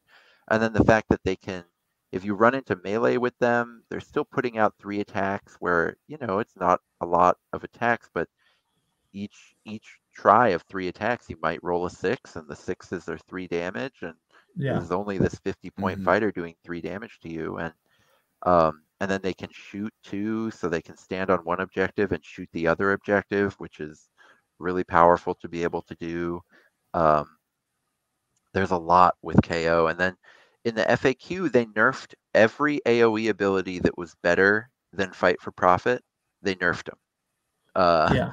But they didn't nerf Fight for Profit. They kind of they drew the line, and it was like, if you're better than Fight for Profit, you get nerfed, and otherwise you stay the same. And so they kind of left KO with the best AoE damage buff in the game, which I think one important point that I want to pick up here is that with 11 guys on the board, you have to start thinking about sometimes your warband. If I'm facing against a warband that has 11, can I kill enough for a major victory? Can I do that? Because you need to kill six models for a major victory, right? Oh no, that's not how it only. No. Sorry. Yeah. Like, you got to keep half of your own alive. Sorry, that's what it is. Yeah, keep half of your own life. Can you, if you're losing, can you salvage a minor victory? To force a minor that's exactly. What you mean, yeah, that's right? what I was. Sorry, thank you for the correction. That's kind of what I was saying. Can you salvage a minor loss out of this? And it's tough. Yeah. And it's hard, especially if they can stand far away from you and shoot you as you're coming. You may have to take one full round just to get to them. Yeah.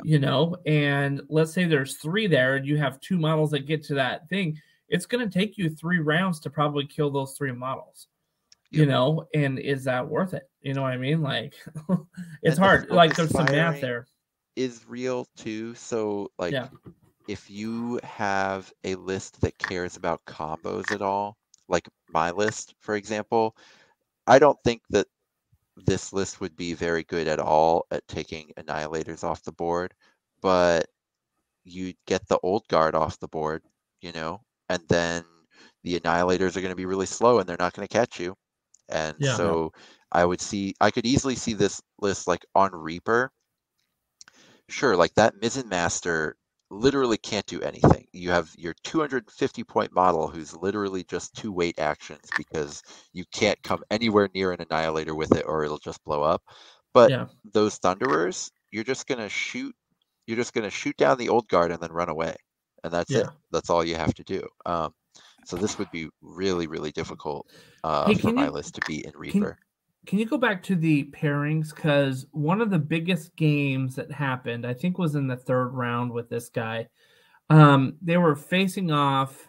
Yes, it was 3rd round. He was facing off against Gordon Bolts, which is Andy. Andy had a Chimera. And so let's go to his, because I think Andy took 2nd place in the tournament.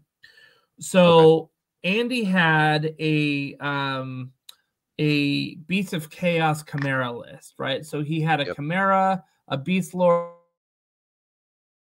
2 Gores with dual blades, and 2 Ungores with spear and shields. Basically, the only thing other than the Chimera that was there to do anything was the Beast Lord, which is kind of akin to a Savage Big Boss. He can do some damage if he needs to, but all those other Gores were just there to fill out as objective captures and maybe tie down some people until the Chimera could come in for support, So, he talked about before, how he wanted to play this Chimera.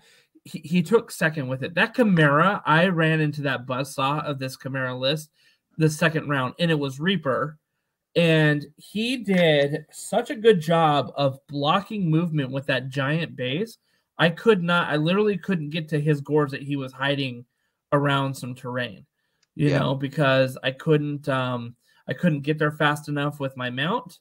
I couldn't go under any archways, and I couldn't climb over some terrain, right? Because he had blocked off the access there.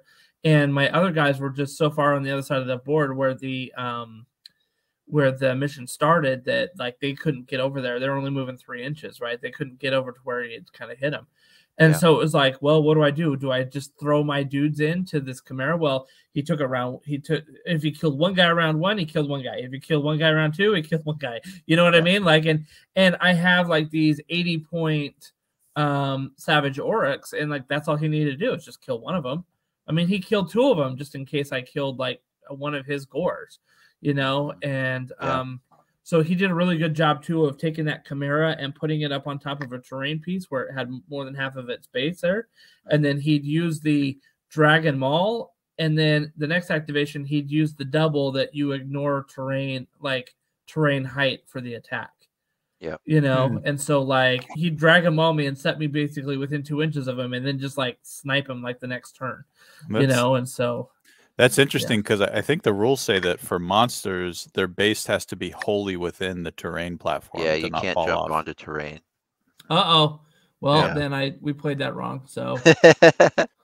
Oh well. Still a beast of a monster. I mean, I still think he was winning. I just didn't have an answer. I mean, I had a Gore Grunta with a Gore Haka, and I had a Brute Boss. And I had Savage Big Boss. But the problem was if I had thrown all of those into him, right, I probably still wouldn't have killed him. Like, it would have taken me 4 rounds, and he would have killed some of my bigger point models anyway. Do you know what I mean? So I'm trying to play the numbers game on that Reaper and losing, like, every time. So I ended up losing 3 rounds to 1. I beat him on 1 round. So, you know. Did you bracket the Chimera? No, because it wasn't even worth me to try to. I had to go after his small models to actually even compete, you know, per round. So I didn't even try to attack the Chimera. I've yet to be able to play a Chimera, and I really want to with my ogres because I feel like if you play the movement right and you can get a heavy hitter in, you could bracket a Chimera potentially 2 down. And what would a Chimera's threat level be like on the board if he's 2 brackets down? Yeah, a lot less. I mean, it's still 6 attacks, strength 6, dealing 3/6 damage.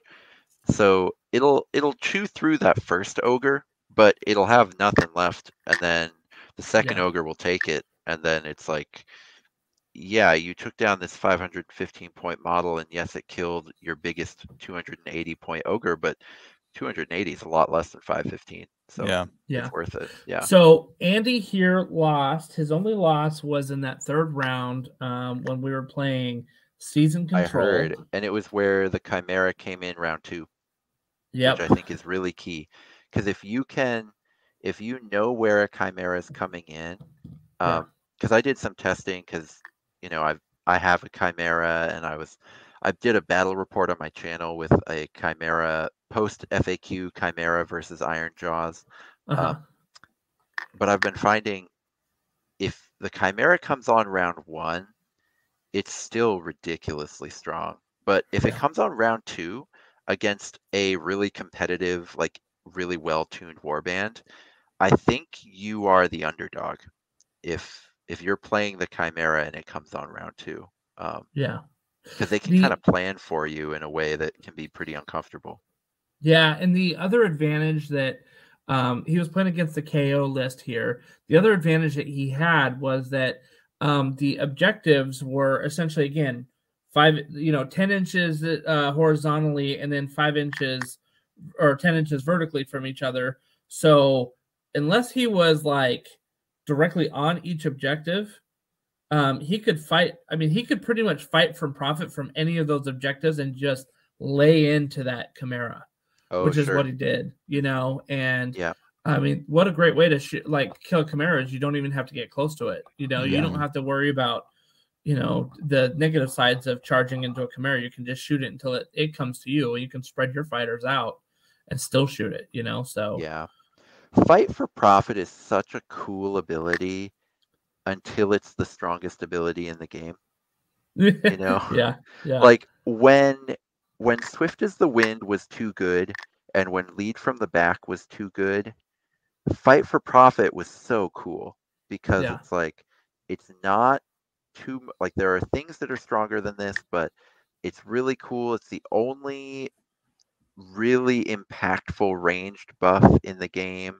Now they actually did make a second one when they in the FAQ they buffed the Bolt Boy ranged right. buff, but like until the FAQ it was the only ranged buff in the game that was any good, and it was really unique and really cool, and the idea that KO would be more effective when they're holding treasure or on an objective because that's where the money is than they would otherwise is like perfect flavor for KO, but I do wonder if people will get sick of that ability now that it's the best damage ability in the game.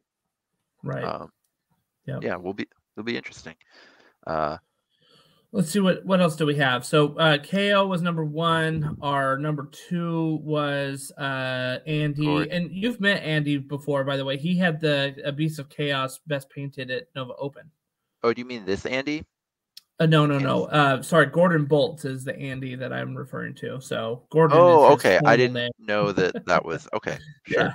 Now I get it. Oh, okay. Yeah. That explains a lot.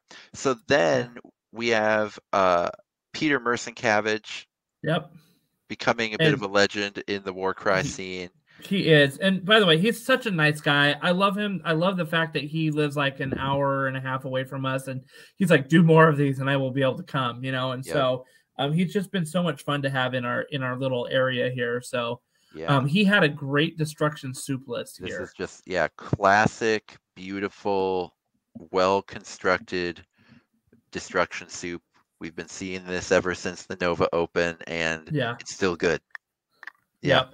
So cool. This really is cool. Which is interesting because he did a destruction soup at Nova Open and did not do very well with it because he was still learning. He was only Gloomspite Gits at Nova Open. Oh, that's true. Yeah, because he couldn't figure out how to make a very good Gits list out of that, and then he realized he needed to kind of soup it. So you need one Titan. Yeah. You need one like just short range absolute beater that all of your little goblins can hide behind. Right. Yep. Because he's got an Auric Mega Boss, right, which is a beefy guy. He's got Prog the Netta, which is a great netter, obviously. 5 fewer points than the other netters. It's perfect. Yep. That's all you need. Yeah. He's got a Bounder Boss with Brugit that's next to him, right? That gives him the extra attack abilities. And Snurk Sour Tongue. I can't remember, what does Snurk Sour Tongue do again? He gives my love of the Bounder Boss. I've actually Snurk has an AoE attack. That's right. It's like a 3-inch he does an AoE unsettling amount of damage for his points. Right. It's pretty ridiculous. Yeah. And then he put in his hammer, Peter put in a Bolt Boy Boss, which we just talked about, he got that nice range ability buff. Yep. Where he crits on 4, he can crit on 4s, right? Yep. And then you've got to stab it with a Bard Net. So he has 2 of those, which is another netter, and that brings him to an even 1,000 points. So a lot of board control here with 3 netters. He's got some major damage potential in that Bounder Boss with Brugit pairing. He's got a beefy boy with the Auric Mega Boss that can sit on an objective and really make people's lives miserable.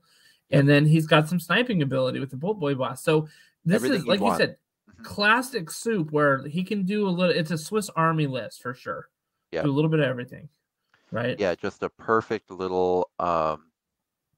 This is great. This kind of list. It actually takes a lot of skill to pilot these, because your goblins can die so quickly. If you're not careful with them. Like Snurk will just die to a stiff breeze, so you have to be really careful. But really cool, and you have all the tools. You are never out of it. Although you are a little light on bodies, so in objective missions you've got to be smart. But because you have so many tools, you can often take your opponent down. And that Bounder Boss has got movement, right? So he can get to where he needs to be. Yeah, the Bounder Boss is the orc mega boss is a big threat, but the bounder boss I think is the strongest threat in the list. The way that he plays them, their movement is like 8 movement. They're just so accessible to every part of the board, and they can do massive damage. Yeah, because and Peter is destruction got buffed to actually work the way it's supposed to now. Which makes these riders really good. And Peter is a man who every time I play him, he gets more than 1 quad. Every time. He is a quad machine. He is a quad machine. Oh, Peter man. Peter is also very, very, very, very strategic. I mean, it was kind of the running joke of our event that the last game of every round involved Peter, right? And we're like, "Come on, Peter, time's up." You know, he's like, "Hold on, I'm sweating here." That's hilarious. So yeah, he did really good with that. So did Peter end up losing to this KO list in the finals? Is what it looks like from the tracking. Yeah.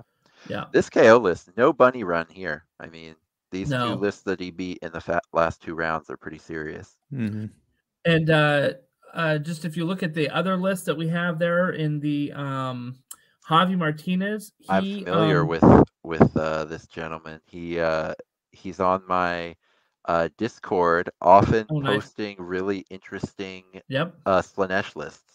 Always posting interesting Slanesh lists on my Discord. Love to see them. Yeah, he's in our Discord too, and he's just always asking it.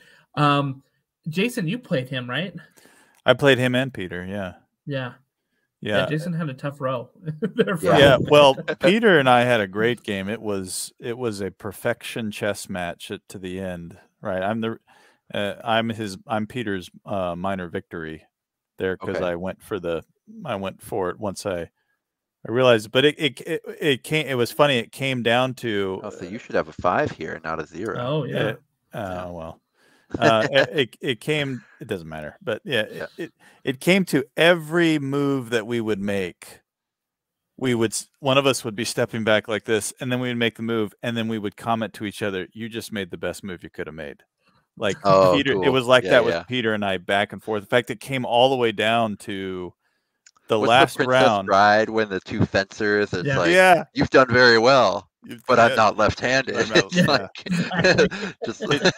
It's funny. It came down to, it was an objective game, and it came down to Peter. I had one of my little nobblers going up against one of his little goblins, and Peter could have gotten a little bloodthirsty and gone after my goblin, but it would have pushed him off of an objective. And so he right at the last minute, he was like, "No, I'm going to play the objective," and he just gave up on the goblin. He says, "There's, my goblin or your nobbler and my goblin will just contest that objective," and he pulled it over to capture an objective. Well, I had the last activation, and I went in with my nobbler, and I double critted and killed his goblin. So if he had gone after, I would have won that other objective, and that would have been the game would have been more interesting. So. Really, like you said, Peter's very chess game with Peter. But then after Peter, I played Javi, and it was I'm gonna tell you, my brain was fried after playing Peter. And Javi had a great list. He had the Slakehorn. The Slakehorn.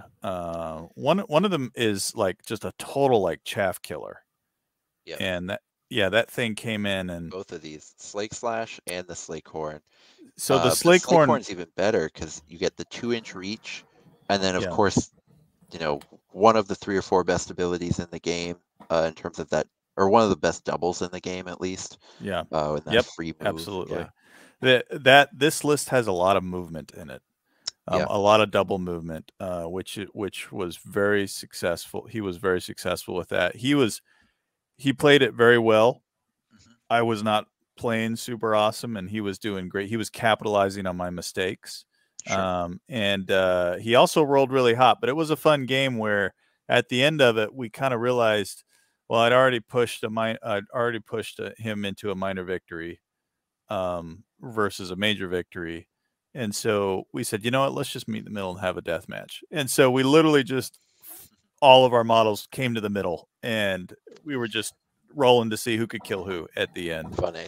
It was I mean, the that end of the seems like it tournament. favors you quite a bit, but with well, your Tyrant and your Gutlord. You'd think, But- you'd think, but he rolled with the Slakehorn. He rolled like 4 crits. Oh, on a okay. roll. It was like green 6 6 6 6. I was like, Oh, well, no. all right, it's a dice game. Yep. you know. Yeah. There you go. But he was a good player. He played his list very well. And I think it's a pretty good list, actually. I tell you, I love the share the pain reaction. Oh, yeah. The share the pain, which is the opposite of counter, meaning if you hit me, you get damage. Yeah. It's So, like the perfect, it's counter, but I have low toughness instead of high. Yeah. That's really brilliant, especially with a bunch of homunculi. Yep. And he used it on the homunculus. Like every time I'd swing, he'd do, I'm sharing the pain. And sure enough, it got me to second guess. Gosh, I don't even know if I want to attack you now, because if I kill you, it will also kill me. Yeah. That's actually really cool. Yeah. Very especially cool. because counter is like, all right, one of us is going to take a ton of damage here. You know, do you roll well or but share the pain is great because it's like you win for losing there. Yeah, that's the key, right? Counter. Oh, please don't kill my guy. You're probably going to kill him. I'm going to do a counter, try to do some damage. You may not get any damage. Yeah. But share the pain. It's like, well, if my guy dies, at least I did some damage. I dare you to kill my guy. Yeah. Is actually what you're saying. Totally. Yeah. That's cool. Yeah. That's such a Slaanesh thing to say too, right? Yeah. Please totally. kill me, daddy. Yeah. And the thing that I really respect here, we've been talking, Javi and I, for quite a while. I think Slaanesh is, in my opinion, maybe the only good mid-range faction in the entire game. But I've played it a bunch and been talking with him and just saying Slaanesh is good, but they're just not great. I was addicted to these all Painmaster and what do you call the Twin Souls? Painmasters and Twin Soul lists, and they're good. These are the best derpy mid-range, like 100-point fighters in the game, or some of them, but the problem is you're still playing these like 100-point middle of the road fighters, and so it's just, there's going to be times when you're just not really effectively min-maxing on the board. And he just said, you know what, we've been chasing this dragon for long enough. I'm just going to play the chaff model. 4 homunculi. Sure, there are better 50-point fighters out there, better 55, but like the one thing we keep identifying is these Slakehorns and Slake Slash are just, that ability is so good. Why not just get the 2 best ones you can, and then fill out with chaff like a classic list. No need to get like fancy just because Slaanesh tempts you to.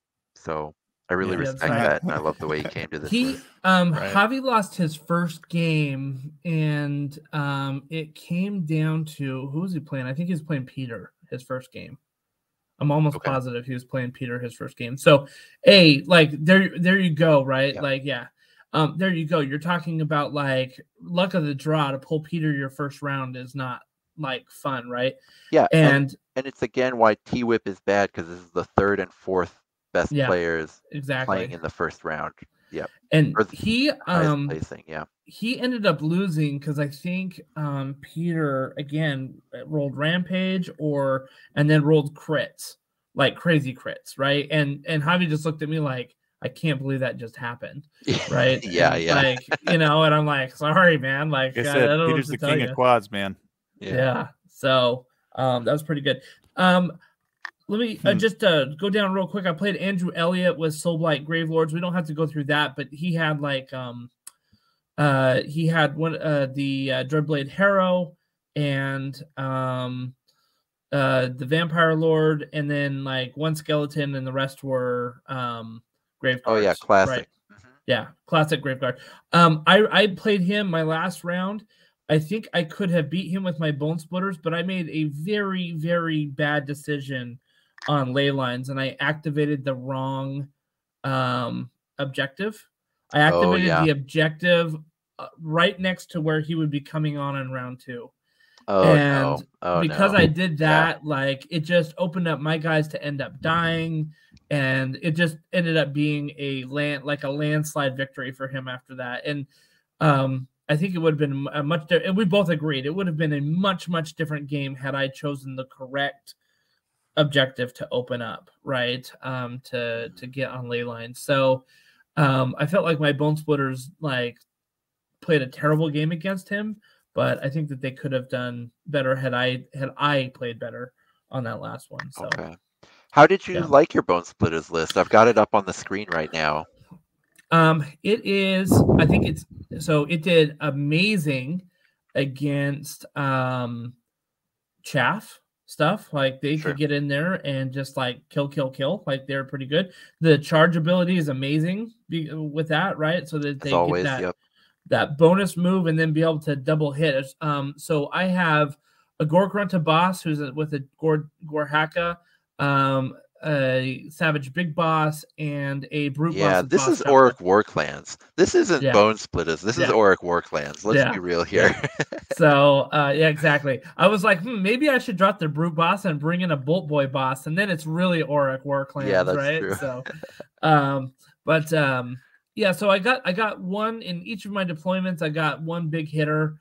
I've got 2 more boys, and I really like the more boys at 95 points, believe it or not. Like they're Okay. actually, they do 2/4 damage, and they have like 3 attacks each at strength 4. Okay. So not bad. I mean, against chaff, like they're great. They're hitting on 3s and doing 2/4 damage, sure. right? So, and then I've got 2 Savage Oryx with a Champa and a Bone Shield, and those are toughness 4, 15 wounds, right? So they last a while, and those are usually my objective campers. So, Yeah. two of these missions I did, like killed it. I mean, like one of them was, I mean, to be fair, one of them was against the Arcanites, right? That the Arcanites. So like that was kind of a gimme there. But then I played a Squig heavy list on Season Control, and they just tore through the Squigs. Like they just ate them for lunch. So you know, and tore through the fungoid cave or not the cave shaman, what's the big, not the cave squig, but the cave squig. He had a cave squig. Oh, and, sure. Yeah. So you know, and when I played the white list, I used the U-Messin with the boss, and he did really good with that. But again, I just chose the wrong objectives. Had I done a different one, it would have been a very different game. So I think that they're very competitive. They were not at all competitive against the Chimera. I literally could do nothing against the Chimera, you know. So I mean, if you get a rampage in round 2 with your Gorgrunta boss, all of a sudden the Chimera is sweating a little bit. But I think that's the only thing. I think that's the only hope you've got. Right. Yeah. Yeah. So. But yeah, no, I'm going to take this exact list to Adepticon. Cool. Okay. And we'll see how it does there at Adepticon. I think that I'll be curious to see if any Chimeras really show up at Adepticon. Because that's the one thing I think I really fear with this list is a Chimera. Yeah. I don't even fear other monsters so much. It's the Chimera, you know. So yeah. I hoped in taking my Stormcast this weekend that I would finally clear up what I'll take to Adepticon, but it's only raised more questions because like I was hoping it would either fall flat on its face or it would do so well that I'd be like, oh man, I solved it. Like I won the metagame. I figured it out. But I had a draw because my opponent revealed to me some weaknesses that Stormcast have on Reaper. I didn't lose because Stormcast are just like so beefy, and when they do touch you, you explode. But like, you know, it was a draw. And then I had one where I barely won by 2 points. And so it's like I won the tournament. That felt really good. But you know, by just barely by the, you know, hairs on my chinny chin chin. So I clearly didn't break the format or anything. So now it's like, is this list any better than the other 2 really good lists I thought I had in my hands? So I don't know. But So one Yeah. last thing with our tournament, I wanted to point out the Wu Fang clan. Oh, And sure. how Yeah, they yeah. did. Let's go check him out. He was Eric. Oh, go up. Eric Octor right there. Oh, went 2-2. Yep. So Eric was the one that played Sylvaneth at Nova Open. Oh, Echo. Yeah, love him. Yep. Okay. Echo. Yep. Yeah. Exactly. So I didn't get a post like tournament wrap up from him. Yeah. He liked the fact that they like to get in close and be really nasty. Yeah. And he said that the only ability that he pretty much ever used with these guys was Onslaught. Yeah. To Yeah, give of him the course. bonus attack Of course. action, right? They Because have they so only few have 2 attacks, but attacks. each Yeah, attack exactly. does so much. Yep. So he's like, I only use Onslaught pretty much with them. He seemed to like them okay. He loved the aesthetic compared to other Soulblight Grave Lords, right? He's like, these aren't like the super long, flowy vampire hair for some reason, you know, and he had them pretty well painted. And yeah, so I didn't get a full report. Like, you'll have to ask him in the Discord, like what he like thought overall, but he went 2-2, right? And I think that's probably where he figured they would. This is straight out of the box, except for the Vampire Lord. I think Just he added cut that 2 one in. guys, replace them with a Vampire Lord, and Yep. then it's straight out of the box. Yep. Yep. So, yeah, I don't know that he had enough models for some of the things that he needed. You know, like when we have a 6 objective thing, he's only got 8 models, and they're not super beefy that they can each stand on objective and hold it. You know. Yeah, that was actually our experience. I played Avery, who was playing Askergen, True Blades, and we played on Tides of Battle, which is one of those objective missions. And he was in this odd situation where you do have a couple guys who can crack Stormcast armor. The Exemplar has Strength 6, but you also are in some tight spots where against Annihilators, it's like, if I stand one of the range 2 Annihilators on an objective, if you want to take it from me, you have to bring 2 vampires over. Yeah. And are you going to like win that fight without losing a vampire or 2? Well, you know, or it's even like 2. Like, yeah, you can Hulk like smash. are you really going to win that fight? And so his Exemplar like really dominated the board, but just couldn't be in enough places. Yeah. Because the Exemplar legitimately can crack the armor because he's got Strength 6. As long as he doesn't fight the shields, he's actually really terrible against the range 1 Annihilators, but against the like range 2 Annihilators, against my Dwarf ally, against my leader, he's really good. But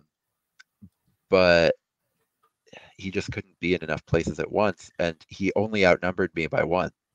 So that's not a great place to be on an objective mission where, outnumbering is good, but then it's like you still have to be able to kill them over the course of the game. Yeah, he kind of reminds me of like the Witherlord in that, like with the Rotmeyer Creed.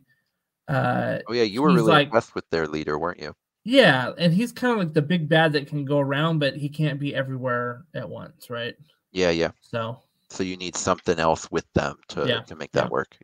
Yeah. So anyway, the other list, we don't really have to go through. There's another Soulblight Grave Lord. There's a Cave Squig heavy one. My cousin Lincoln, he brought Stormcast Eternals, but this was like his first real tournament, and he was learning Warcry list building, and so he kind of pulled a little bit off of like my list that I had with 2 Protectors, and Prosecutor. But and a Lord Relictor, and he likes the Lord Relictor for the same reasons I do, where like, you know, you roll 2-ups or whatever, and you're doing like 1 point of damage, and you know, for the value of the ability, which is good to put some damage on there. If you like Lord Relictors, man, wait till you play with a Knight Arcanum. You're gonna love it. Yeah. And so then he decided to bring in a Raptor Prime long strike crossbow. Sure. Now I tried to warn him off of it. I said, Lincoln. Yeah. Shooting isn't that good here. And he plays Stormcast Eternals in AOS, and he's come up with like a really, really good list in AOS. And part of it has these long strikes. So I think he fell in love with the models and Sure. thinking like it would translate a little bit like they're so good there. Why wouldn't they be good here? Right. Yeah. And at the end, he's like, they are so dang swingy because they only get one attack. Gotta you roll the know? crit. You gotta roll Yep. the crit or And else. you have to roll Yeah. the crit. And he ended up doing onslaught and rolled 2 crits and like Oh, shot wow. something off. And he's like, oh, that's amazing. But it took me 4 games to be able to do it. Right. So Yeah, yeah. so he's like, yeah, I think I'm not going to do that. His chameleon skink wasn't a bad objective capture. Like Oh, yeah, I he would bet. sneak in, like when people had to leave objectives to like come deal with him, like he would sneak that skink in and snag that objective from them. Uh-huh. So but I think if he goes with a different fighter other than the Raptor Prime, he'll have other points that he won't use that chameleon skink. Yeah, I alpha. even wonder if just like another prosecutor Yeah. would be Yeah. pretty good there. Yeah, yeah. So Or if you're gonna play a Raptor Prime, I think you want to pair it with like a Lumineth High Sentinel or a KO guy for Fight for Profit, like yeah. something to get him extra attacks. Yeah. Yeah. So all of these lists, I think, between ours, I'm excited to see what it's going to do at Adepticon. What people are going to bring. I think that, we started this segment by talking about how, lists were very, very local. And Yep. I think that we're going to see how that mashes together when we get to Adepticon. So Yeah. I'm excited to see where we go there. And real quick, I do want to shout out one small 8-player tournament in Texas that went on over the weekend too. We didn't get all the lists into BCP, so we can't really go over it, but it was won by Ogre Maw Tribes with a Gut Lord and at least 2 Yetis, I think, and then a bunch of Noblars and stuff. So I don't know, Jason, I don't know if you've played Yetis yet in 2.0, but I thought that was cool to hear. Yeah, I have. I love Yetis. I think Gut Lords and 2 Yetis could be a strong list for sure. Their movement's great. And they're a little less squishy than a Gorger, for sure. The Gorgers are good, but they're more cheap. The Gorger's a little cheaper, but they get a little squishy and they hit a little harder. Sure. So I think Yetis are a good compromise there if you can spare the points, for sure. Yeah, I wish I had the exact list, but I don't. But still, really cool and great job them. Yeah. Well, we are planning to broadcast from Adepticon. I don't know if you are too, Dan, doing a wrap up there. Yeah, I won't have anything live, but I do hope to get at least one video out while I'm there. Yeah. Yeah. So we're planning to bring some of our equipment that we can broadcast from there. I don't know. We might do it as a live stream, but we might just do a quick recording that we can then upload. But before we go, what faction is your predicted winner? What do you think, Jason? Oh, I don't know, man, because every tournament I played in, it's been a different faction at the top. Okay. All right. Or like a comp. Well, yeah, I don't know. What do you think, Dan? I guess I would. Idea. I guess I would say I think Gits. I think a good strong Gits list. Okay. All right. Destruction. I guess you could say destruction soup. Yeah, with the Gits base. I think it'll be a destruction. Gits Booyah base based list. I think it'll be a destruction based list at the top. Yeah. Okay. What about you, Dan? What do you think? I wanted to say Nurgle, but I just can't quite figure them out post Chimera nerf. So I'm gonna say KO. Oh, KO. Okay. All right. Sounds good. I was gonna say that too, but that's just because of who won our last tournament. Yeah.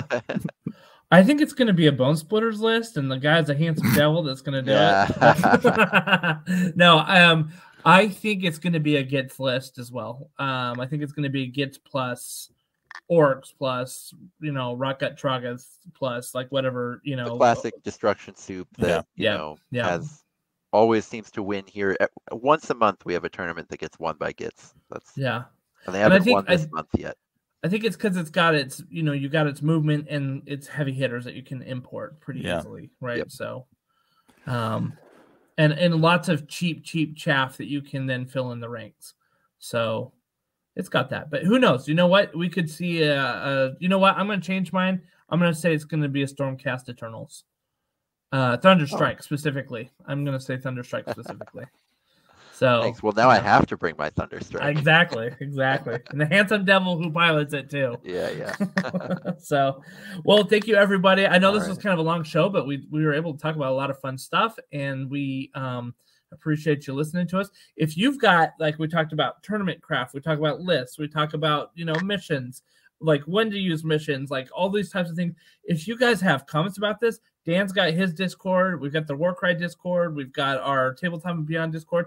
Hit us up. Let us know. Like, we just want to spur conversation and kind of get stuff going. Also, let us know if you're going to Adepticon, because we'd love to, hopefully we're all going to be playing together. But if you were there playing other games, let us know, because we'd love to meet up and say hi and introduce ourselves and give each other high fives and tell each other how awesome we all are. Those are our favorite things to do. So, just let us know, because we will definitely be there over Adepticon. So, in the meantime, thank you, Dan and Jason, for coming on the show. Pleasure as always. And to everybody else, keep the dice rolling.